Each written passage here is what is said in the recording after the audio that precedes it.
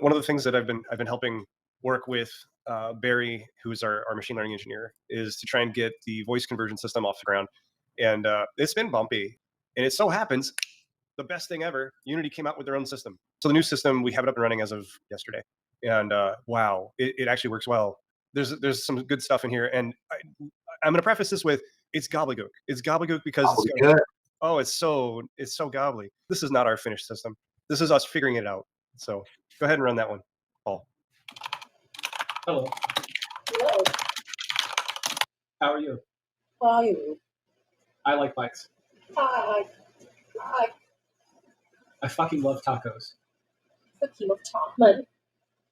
Do you like chicken? You why chicken? I love chicken. I want to in. What's happening there is we're running 3 different machine learning models at incredible frequency. Okay, let me start over. So when you're playing the game, we want to have your microphone open, and as you're talking, you're running around, you're talking, you're telling your buddy, hey man, move over to the left, hey watch out, mother's coming, whatever. Root at the gates, right? You want to hear what people are saying. And what we're doing is we're taking audio in real time off the microphone and running it through a phoneme classifier, figuring out what snippets of words you might be saying. There's like a 90-something% chance that it's right, and that non-90-something% chance that it's right sometimes gives you completely wrong results. But it's trying to figure out the right phonemes that you spoke, which means that it works for any language, and it'll just say what you said. And what we do is we compress it down to these tiny little pieces of information that's just a phoneme list. We send that out to the server sends it out to every other player in the zone. And then if it's close enough to you, it generates, using 2 different machine learning models, generates a spectrogram, which is basically like a 2D image of your voice. It generates that, and then it also uses a vocoder to kind of smooth it out. So that's 2 different machine learning models that then it plays as a wave file, basically, from the position of the person who spoke it. So you can positionally hear something coming out of their mouth, and it won't be their original voice, it'll be what they said. There's a really amazing package out there that can compress the living crap out of your voice, and it works really well. It's very low data rate. It's way faster and way better than all the voice compression systems that the military has been using for 30 years. Because people haven't really done a lot of good research in a while, but this new one came out last year or 2 years ago, and it's super good. It actually will handle us doing voice changing and still compress well. So we're probably going to dump what we're currently showing you and instead do something that is actually going to sound like a phone call. Even if we didn't do voice changing at all, I think we'd still end up with positional audio. So worst case is we'll end up with you being able to talk to people in real time, and it'll make sense. We need that. We actually need that because the world sim is going to be listening too. Like monsters are going to hear you. They're going to know when you're running around and talking to people. So and we've got some cool stuff in the wings that I think 2 or 3 updates from now we'll talk about some of that. But in the next tech test, you guys are going to be able to gobbledygook at least. We'll see if gobbledygook was what we're committing to, guys. If you guys are speaking and it's all like super funky, crappy, it'll be hilarious, and we'll get some fun YouTube videos out of it. But the goal is to stand it up enough that there is gobbledygook, and it is positional gobbledygook, and then over time it can get better and better and better. Okay. Just to be clear, trying to do 1,000 in a zone. 500 players, 500 creatures, right? We're going to aim for that. I don't know if we get to 1,000, but we'll do what we can. I think we have a really good, strong directional trajectory for getting to at least 500. I think we can probably get to 1,000. Eric Tuvi's update is pretty awesome, and I think that this one was huge. When you see this, if you're not blown away, we cannot impress you. I'm sorry. So go ahead and roll this guy. I'm going to show you some cool stuff that we've worked on over the last month. This goblin here is doing melee swipe attacks. We just finished adding full inventory management to AI, just like the player has, which means AI now uses their inventory slots. They equip weapons, use those weapons, and unequip those weapons. There's still a lot of work to do with animations and weapon holds. Notice that this goblin has a short bow on his back, and this goblin can do ranged attacks. And now that we can switch weapons, we have multiple attacks. And the AIs will now switch those attacks logically. I'm going to run away from this ranged goblin, have him chase me, and he'll switch to ranged combat. Notice that he has his bow in his hand, and he's firing arrows at me. As I move around, he's constantly finding good line-of-sight places to attack me from. And if I hide behind this house, for example, when he can't see me, he has to find me. Now I'm going to run away and run up to the top of the hill. And I'm going to stop when I can't see him because of the terrain. There. And when he can see me, comes to the top of the hill, he can see me, he continues his ranged attacks. And when I run up to him and get too close, he switches to melee attacks. Notice that his bow is stowed. So good.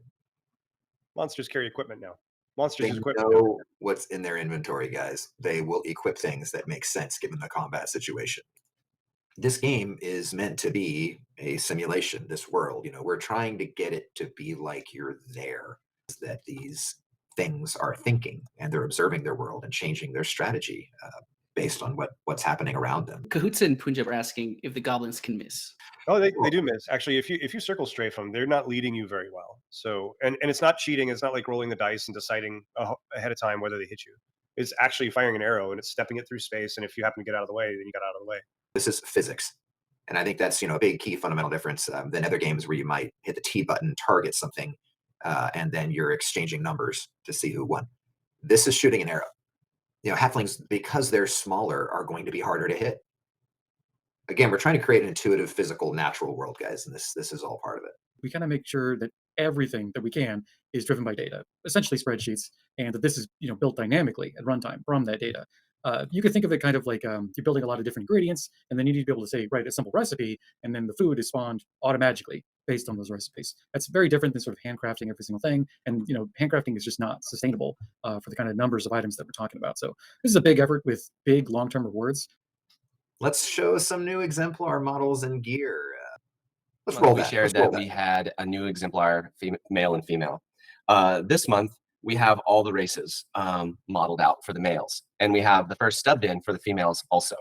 All right, so where are we with goblins? Well, we've been doing scavs and hunters, and now we have our big heavies.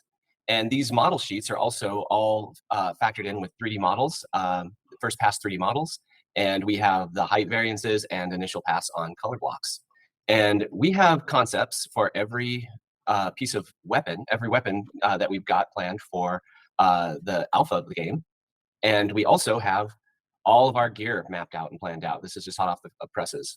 We have a review for this, so there could be changes still, but we do have the basic layout of design and art plans for all of our gear here.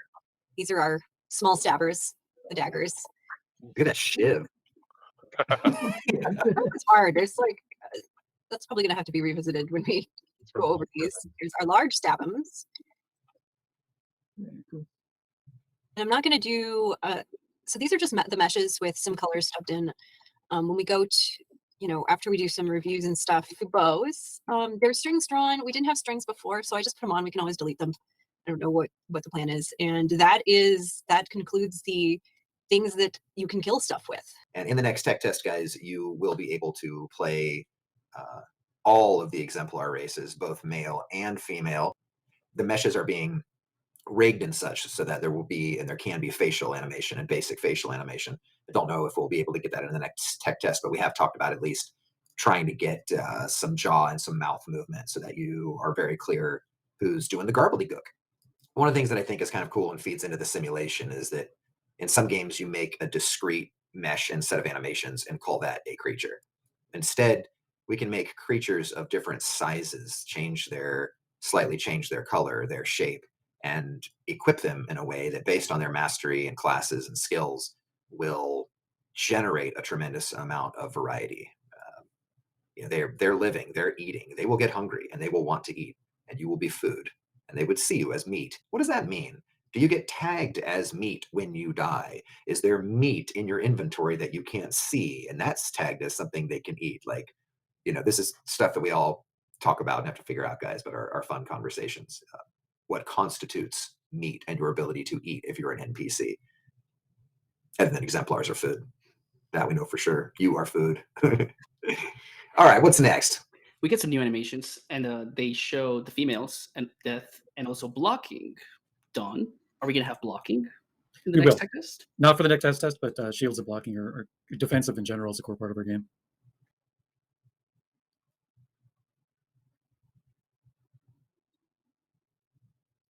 They're doing stabby things.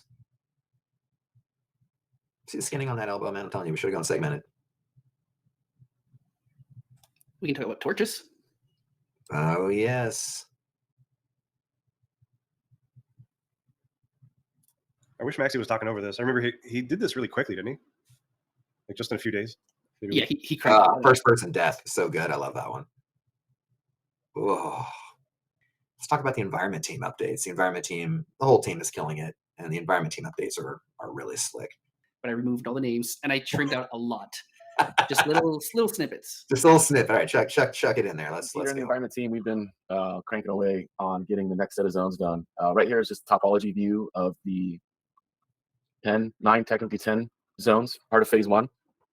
So initially we started out with Narrows Beach, Narrows Landing, and the Citadel, which are sort of in this position here. And then all the initial zones we intend to work on for phase 1 are in, phase 1 release are in Pass 0, Pass 1 at the moment. Along with this past month, all the zones now are playable in a build. All level errors have been fixed. So next Friday, we're going to start playtesting King's March, so we can start getting feedback on that. And with that note, we're also going to move forward with King's March for our tech test, field of battle tech test. So we're going to start hammering on that to get that up to shipping polish phase and start testing that, including all of the range combat and such. Then the next tech test, guys. We always need your help. It's like we're developing this stuff, and we need to test it to scale. We need to put it through its paces. So you might have heard the name Field of Battle. That is kind of our internal code name for the next tech test, because we really need to see a large number of players and a large number of creatures with the new AI system that we're building in there and being performant. And you guys, fundamentally destroying and breaking it. Yeah, I mean, our new VFX artist, G. We love you, G. If you're out there, brother. And G is he's awesome. Paul, can you just play? Because that one doesn't have audio, so we could just talk over it. Yeah, just starting, to unify some of the flames and just, revisiting it and kind of unifying it against everything else in the game. Flaming arrows, yeah, flaming arrows would be very cool. But a lot of times you're trying to come up with something generic that can be applied to many objects. The ocean, I don't know if we're going to get all the way to like the best ocean in the universe, but it will have waves and it will look gorgeous. I love this. I mean, I can look at that shit all day long. Look at that, so beautiful. But I just like how the style of VFX is coming together and working really well with the environments. It's just feeling really great. And we got stuff by a couple pieces by Hugo's. No one's seen these, Manuel? These are no. Well, we showed the front view one for the thumbnail, but that top view one, that's the one I like the most. The bird's eye view. Wow. Ardent Horn. That was a leak by Dawn. Nice leak, Dawn. Yeah, like that just looks so. I know. It looks like a maze. Yeah, hallways, verticality, so many options. We did do a little, a little Web3 blockchain cleanup, we like to call it, but there's just some stuff that we had in our wallet that we like to kind of burn and destroy over time. So there are no more Rings of Discord. There are no more Cruel Fate cards for the Deck of Time, or Goblin Fortune cards, or Mirandus Golden Tickets. We also have Mirandus Shipwreck. Yeah, so there's cool stuff in all of them, but some of them there's incredibly rare and cool stuff. So we're working hard to get that to you guys, but we want to get to it. We want to get it to you guys the right way, and we're going to hold it until it is right. And for instance, some of the crates will have Materium in them. We didn't want anyone to open a crate and get Materium unless that Materium existed. It existed on Gala Chain. It could be bridged as an ERC20 and back. So we're trying to make sure that all of just that core kind of blockchain and Web3 functionality is available for all of the items as you get them. So I think we're most of the way there, but Manuel, do you have an update? Yeah, pretty much. We know the Materium bridging works, but there's just some outstanding bugs. For example, the Materium you get in the shipwreck boxes, there's just a bug bridging that one. But we have bridged Materium back and forth. So, that's just an odd situation. So little bugs like that we just need to find, polish, and make sure that it's all working. It's very, very close, but we have a few more bugs to fix up, and then we'll get it in your hands. One of the things that I love is going down this path ensured a lot better and deeper integration into Gala Chain just in general, especially on the Materium front. This is work that we knew we wanted to do and had to do, such that you could be earning Materium when you play, and you could be spending Materium and all that stuff that needs to exist on Gala Chain. So, this laid a lot of the foundational work for that, and I was really happy to hold Shipwreck until they've spun up those Mirandus and Materium channels on Gala Chain. So I'm pretty happy about that progress too.